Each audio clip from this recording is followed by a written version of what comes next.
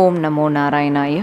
நாலாயிர திவ்ய பிரபந்தத்தில் நாச்சியார் திருமொழி தனியன்கள்.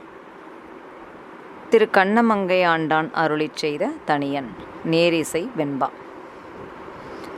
அல்லி நாட்டாமரை மேல் ஆரணங்கேனின் துணைவி மல்லி நாட்டாண்ட மடமயில் மெல்லியலாள் ஆயர் குலவேந்தனாகத்தாள் தென்புதுவை வேயர் பயந்த விளக்கு.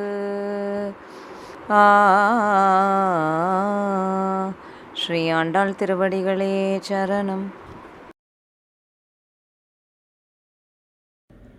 ஸ்ரீ ஆண்டாள் திருவடிகளே சரணம். நாச்சியார் திருமொழி. ஸ்ரீ ஆண்டாள் அருளியது. தனியங்கள். பாடல் 1.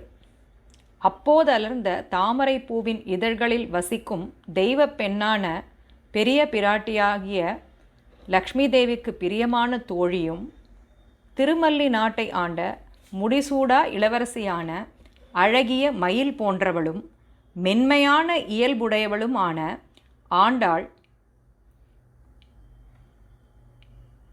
இடையர்குல வேந்தனாகிய கிருஷ்ணனுக்கு உரியவளானவளும் தென்புதுவையாகிய ஸ்ரீவில்லிபுத்தூரில் வேயர் குலத்தில் உதித்தவரான பெரியாழ்வாரால் பெறப்பட்ட விளக்காய் விளங்குகின்றாள்.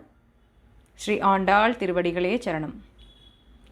The dearest friend of one who resides in the petals of just blossomed lotus, the divine goddess Lakshmi, the uncrowned princess of Tirumallinadu, who is as beautiful as a peacock and of a very soft nature, is Sri Andal, who is close as a consort to Lord Krishna, the head of Ayar clan, and who is born to the much respected Brahmin priest Sri Periyalvar of Srivilliputtur, also known as Tenpuduvai, and hailed by her dad as the lamp of divinity.